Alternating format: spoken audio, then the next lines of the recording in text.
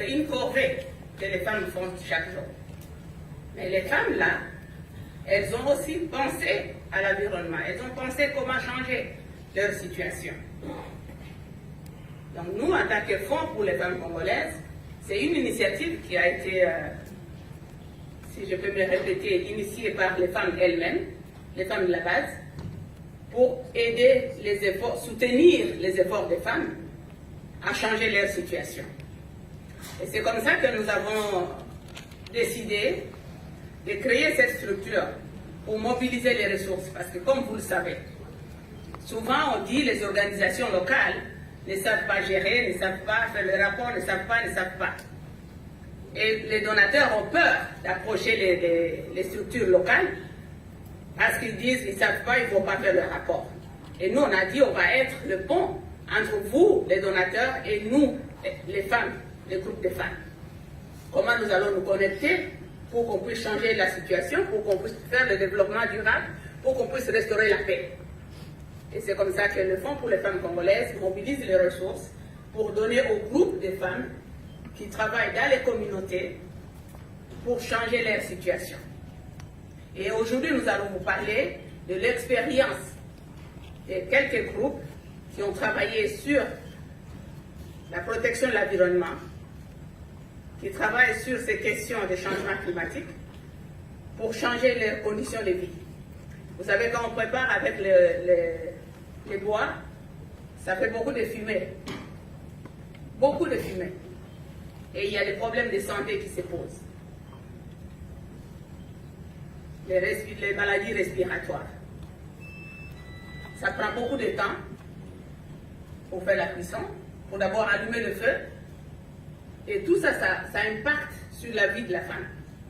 Et c'est comme ça que quelques organisations ont décidé de venir vers nous et solliciter l'appui pour travailler, pour changer leur façon de cuire, pour avoir l'énergie renouvelable dans leur communauté. Les efforts ont été fournis dans 3 secteurs principaux. La mise en place des digesteurs à biogaz communautaires, l'apprentissage aux femmes pour fabriquer des foyers améliorés, et aussi la fabrication de boules de braise et des briquettes. Ceux qui seront là demain, ils vont suivre, nous espérons bien. Je parle sous le contrôle de mon chargé de programme qui est dans la salle, qui aura un expert qui viendra de Rutshuru, qui va venir vous expliquer comment ils font pour fabriquer le biogaz. Donc je disais, je vais d'abord commencer par vous expliquer comment ils font pour fabriquer, pour avoir l'énergie à partir des biogaz.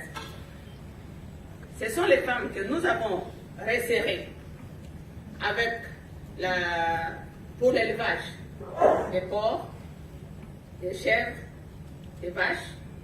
Ces femmes qui utilisent les défections des animaux pour les transformer, pour avoir l'énergie. L'énergie qui les aide à faire une bonne cuisson et aussi avoir la lumière. Donc vous allez voir sur le tableau, avec 6 mètres cubes, le volume de 6 mètres cubes, qu'est-ce qu'on a besoin pour avoir l'énergie? La déjection de démarrage, c'est 2300 kg. Et l'utilisation journalière, c'est entre 40 et 60 kg. Et la quantité d'eau qu'on doit utiliser, c'est 40 ou 60 litres d'eau. Et ça peut nous fournir l'énergie pendant 4 heures ou 6 heures. Et l'alimentation de 2 lampes pendant 10 heures à 15 heures.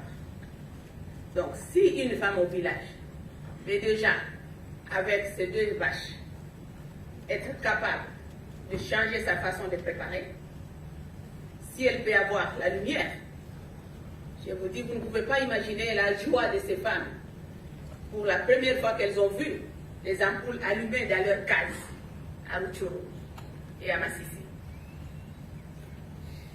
Ça leur donne le temps de se reposer, ça leur donne aussi le temps de se protéger, ça leur donne le temps de se réjouir et de participer dans d'autres événements.